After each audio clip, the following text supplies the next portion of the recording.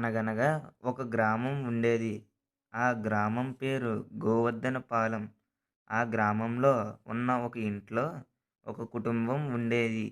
దానిలో రమణి అనే ఆవిడ తన భర్త, కొడుకు, కోడలు మరియు మనవడు రాముడితో కలిసి ఉండేది. ఒకరోజు అందరూ ఒక పెళ్ళికి వెళుతుండగా రాముడికి నీరసంగా ఉండడం వల్ల రమణి భర్త, కొడుకు, కోడలు పెళ్ళికి వెళ్ళారు. రమణి తన మనవడు ఇంట్లోనే ఉన్నారు. తర్వాత రోజు ఒకరు పరిగెత్తుకు వచ్చి రమణితో, రమణి గారు, మీ కొడుకు, కోడలు, భర్త వెళ్లి మార్గంలో ఒక లోయలో పడి చనిపోయారు అని చెప్పాడు. రమణికి పుట్టెడు దుఃఖం వచ్చింది. ఏడ్చి ఏం ప్రయోజనం లేదని తర్వాత చేయవలసిన కార్యక్రమాలు చేసింది. తర్వాత రమణి తనకున్న ఎకరం పొలం సాగు చేసుకుంటూ రాముడిని పెద్ద చేసింది.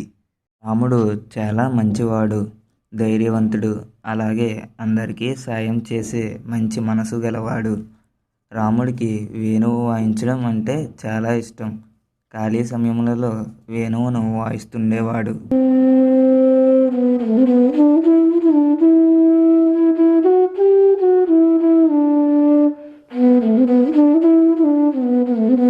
అలా కొన్ని రోజులు గడిచాక రాముడి నాన్నమ్మ తనను పిలిచి తనతో దిగులుగా ఇలా చెప్పింది.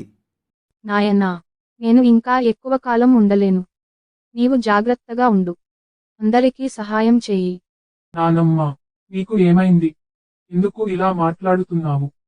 నేను ఇప్పుడే వైద్యుణ్ణి తీసుకువస్తా.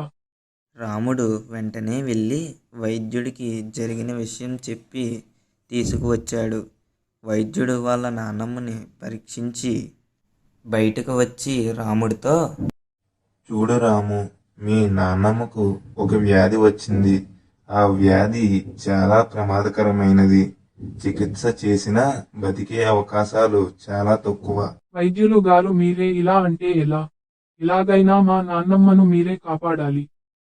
రాము, ఈ వైద్యం చేయడానికి ఒక 10,000 కావాలి. ఆ మాట విన్నాక రాముడికి ఏం చెయ్యాలో అర్థం కాలేదు. కానీ వాళ్ళ నాన్నమ్మను కాపాడాలని నేను ఎలాగైనా ఆ డబ్బు ఏర్పాటు చేస్తాను. మీరు మీ వైద్యానికి కావలసినవి ఏర్పాటు చేయండి అని చెబుతాడు. తర్వాత తన పొలం ఊర్లో జమీందారుకు 12,000కు అమ్మేశాడు. పొలం అమ్మిన డబ్బులో 10,000తో నాన్నమ్మకు వైద్యం చేయించాడు.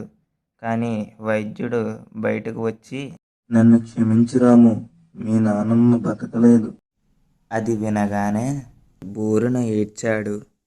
తర్వాత తన దగ్గర ఉన్న 2,000 నాన్నమ్మ అంతిమ సత్కారాలకు వాడేశాడు. ఉండడానికి భూమి లేక ఆ ఊరిలో ఉండలేక పక్క ఊరిలో ఏదైనా పని చేసుకుందామని కొంత ఆహారం, తన వేణువును తీసుకొని అడవి మార్గంలో పక్క ఊరికి వెళుతున్నాడు. మార్గం మధ్యలో పొదల వెనుక నుండి ఒక ఎలుగుబంటి మూలుగు వినపడింది. వెంటనే అటువైపుకు వెళ్ళి ఆ ఎలుగుబంటికి రాముడికి తెలిసిన వసరు వైద్యం చేశాడు. కాసేపటికి ఎలుగుబంటి లెగిచి, ఓ మనిషి, నీవు ఎవరివో నాకు తెలియదు. నా వల్ల నీకు అపాయమని తెలిసి కూడా నాకు సాయం చేశావు. నీ రుణం ఎలా చెల్లించాలో నాకు తెలియడం లేదు. ఒకరోజు నేను అడవిలో తేనె కోసం వెతుకుతూ ఉండగా నాకు ఒక గృహ కనబడింది. అక్కడ ఒక అస్థిపంజరం దగ్గర ఈ నిధిపటం నాకు కనబడింది. కానీ అది నాకు పనికిరాదు. నువ్వు దీన్ని తీసుకొని నీ అవసరాలు తీర్చుకో. నేను నీ నుండి ప్రతిఫలం ఆశించి నీకు సాయం చేయలేదు. నాకు తెలుసు, కానీ ఈ నిధిపటం నా దగ్గర ఉండడం వల్ల నాకు ఉపయోగం లేదు అని చెప్పి రాముడికి ఆ నిధిపటం ఇచ్చింది. తర్వాత ఆ ఎలుగుబంటి అడవిలోకి వెళ్ళిపోయింది. రాముడు ఆ పటం తన దగ్గర పెట్టుకొని తను ఒక గ్రామం చేరాడు. అక్కడ పని గురించి వెతకసాగాడు. అయ్యా, మీ దగ్గర ఏదైనా పని ఉంటే చెప్పండి, నేను చేస్తాను. దానికి తగినట్టు మీరు జీతం ఇవ్వండి. అని వినయంగా అడిగాడు. కానీ ఆ వ్యాపారి, నువ్వు ఎవరివో నాకు ఏమి తెలుసు? చూస్తుంటే ఈ ఊరికి కొత్తలా ఉన్నావు. నువ్వు ఏ దొంగవో నాకు ఏమి తెలుసు? ఇక్కడి నుండి పో. అని తరమగొట్టుతాడు. అలా 2-3 చోట్ల జరగడంతో తను చేసేదేమీ లేక ఒక చోట కూర్చొని, అయ్యో, ఎంతమంది దగ్గర పని అడిగినా ఇవ్వడం లేదు. మరియు తిరిగి తిడుతున్నారు. ఇప్పుడు నేను ఏం చేయాలి? అని అనుకుంటుండగా ఆ ఎలుగుబంటి ఇచ్చిన నిధిపటం గుర్తుకు వచ్చింది. ఆ నిధిపటం తీసి చూడగా దానిలో దీనిలో 3 అడ్డంకులు ఉన్నాయి. మొదటిది, సర్పాల దారి. దీనిలో విష సర్పాలు ఉంటాయి. రెండవది, అగ్ని దార. వెళ్లేదారిలో అగ్ని నేలపై ప్రవహిస్తుంటుంది. కానీ మూడవ అడ్డంకు ఏంటో తెలియడం లేదు. ఇంక తను చేసేదేమీ లేక తన కొంచెం ఆహారం తిని కొంచెం ఆహారం మూట కట్టుకున్నాడు. నిధి కోసం ప్రయాణం మొదలుపెట్టాడు. కొంచెం దూరం వెళ్ళాక అక్కడ చుట్టుప్రక్కల అంతా పాములే. దానిని ఎలా దాటాలి అని రాముడు ఆలోచిస్తుండగా తన వేణువు గుర్తుకొచ్చింది. వెంటనే తన వేణువును తీసి, నేను వేణువును వాయించగలను కదా అని, ఆ వేణువును వాయిస్తే పాములు నాకు మార్గం ఇస్తాయని. ఆ గానానికి పాములు రాముడికి మార్గాన్ని విడిచాయి. ఆ మార్గంలో రాముడు నడుచుకుంటూ వెళ్ళిపోయాడు. అలా కొంచెం దూరం వెళ్ళిన తర్వాత అక్కడ దగ్గరలో ఉన్న ఒక ఇంట్లో నుండి ముసలివాని బాధ ఏడ్పు వినపడింది. రాముడు ఏంటా అని ఆ ఇంట్లోకి వెళ్ళగా అక్కడ ఒక ముసలి వ్యక్తి రాముణ్ణి చూసి, నాయనా, నేను 2 రోజులుగా ఏమీ తినలేదు. దయచేసి ఏమైనా తినడానికి ఉంటే నాకు కొంచెం పెట్టు. తాతగారు, మీరు దిగులు చెందకండి. నేను తెచ్చుకున్న కొంత ఆహారం ఉంది. దానిలో మీకు కొంచెం ఇస్తాను, తినండి. ముసలివాడు రాముడు పెట్టింది తిన్న తర్వాత, నాయనా, నాకు ఇంకా ఆకలి వేస్తుంది. ఇంకా ఏమైనా ఉంటే పెట్టు. రాముడికి ఆకలిగా ఉన్నా పాపం, నాకన్నా ఆకలిగా ఉన్నట్టుంది. నా ఆహారం కూడా ఈ ముసలి వ్యక్తికే ఇచ్చేస్తాను. రాముడు నీరు త్రాగడానికి కుండ వైపు తిరిగి నీరు త్రాగి ముసలివాని వైపు తిరగగా అక్కడ ఎవరో ఒక వ్యక్తి కనబడ్డాడు. నువ్వు ఎవరు? ఇక్కడ ఉన్న ముసలి వ్యక్తి ఏమయ్యాడు? నేనే ఆ ముసలి వ్యక్తిని. నేను శాపం వలన ఇలా అయ్యాను.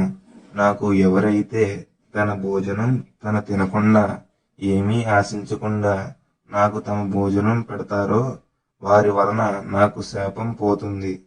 నీ వలన నా శాపం పోయింది. కాబట్టి నీకు ఓ వరం ఇస్తాను అని తన చెవిలో ఒక మంత్రం చెప్పి, నువ్వు ఈ మంత్రం చెప్పి ఏ వస్తువునైనా పట్టుకుంటే అది బంగారు కుప్పగా మారిపోతుంది. అలాగే ఇది ఒక్కసారే పనిచేస్తుంది అని చెప్పి మాయమవుతాడు. రాముడికి అదంతా ఒక కలలా అనిపించింది. తర్వాత ఆకలేయడంతో బయటకు వచ్చి రాముడికి ఆకలి వేసి దగ్గరలో ఉన్న చెట్టుకున్న పండ్లు కోసుకొని తిన్నాడు. తన నిధిపటం చూసుకుని 2వ అడ్డంకు దగ్గరకు చేరుకున్నాడు. అక్కడ దారి అడ్డంగా ఒక అగ్నిలావ నీరులా ప్రవహిస్తుంది. అక్కడికి ఒక్కసారిగా ఒక వ్యక్తి ప్రత్యక్షమయ్యాడు. నీవు ఈ లావాని దాటాలంటే 3 ప్రశ్నలకు సమాధానం చెప్పాలి. ఒకవేళ నీవు చెప్పిన సమాధానం నాకు నచ్చకపోతే నిన్ను ఈ లావాలో ముంచేస్తా. నాకు కొంచెం సమయం కావాలి. సరే, నీవు నన్ను జ్వాల బయటకు రా అని పిలిస్తే నేను మళ్ళీ వస్తాను అని చెబుతాడు. రాముడు ఒక చెక్కను తెచ్చి లావాలో వేస్తాడు. అది కాలిపోతుంది. రాయిని తెచ్చి వేస్తాడు. అది మునిగిపోతుంది. నీరు తెచ్చి వేస్తాడు. అది ఆవిరైపోతుంది. ఇంకా చేసేదేమీ లేక రాముడు జ్వాల బయటకు రా అని పిలుస్తాడు. సరే అయితే చెప్పు. మొదటి ప్రశ్న, ఈ సృష్టిలో ఏది గొప్పది? రెండవ ప్రశ్న, ఏది ఎప్పటికీ తిరిగి రానిది? మూడవ ప్రశ్న, మనం ఎప్పుడు దేనిని నమ్మాలి? రాముడు బాగా ఆలోచించి ఇలా జవాబులు ఇచ్చాడు. మొదటిది, అన్నిటికన్నా గొప్పదైనది తల్లిదండ్రుల ప్రేమ. రెండవది, ఎప్పటికీ తిరిగి రానిది ప్రాణం మరియు సమయం. అలాగే మూడవది, మనం ఎప్పుడు మన ఆలోచన నమ్మాలి. అప్పుడే మనం అనుకున్నది సాధించగలము. శభాష్ యువకుడా, నీ జవాబులతో నన్ను మెప్పించావు. అని ఒక మార్గాన్ని ఏర్పరిచాడు. ఆ మార్గంలో నుండి రాముడు 3వ అడ్డంకుకు చేరుకున్నాడు. అక్కడ కొంచెం దూరంలో ఒక నిధిపెట్టె రాముడికి కనబడింది. అక్కడకు వేగంగా వెళుతుండగా ఒక్కసారిగా తను ఒక బోనులో చిక్కుకున్నాడు. ఏమిటా అని ఆ బోనులో నుండి బయటకు చూడగా అక్కడకు తను మొదట కాపాడిన ఎలుగుబంటి ఒక్కసారిగా ఒక మాంత్రికుడిగా మారింది. హహహహ, నేను ఒక మాంత్రికుడిని. నేను అమరుణ్ణి అవ్వాలంటే మంచివాడిని, జాలి కలిగిన వాడిని, సాహసకారుణ్ణి, అందులోని యుక్త వయసు గలవాడిని బలి ఇవ్వాలి. అందుకే నిన్ను పరీక్షించడానికి ఈ నిధిపటం అనే నాటకం ఆడాను.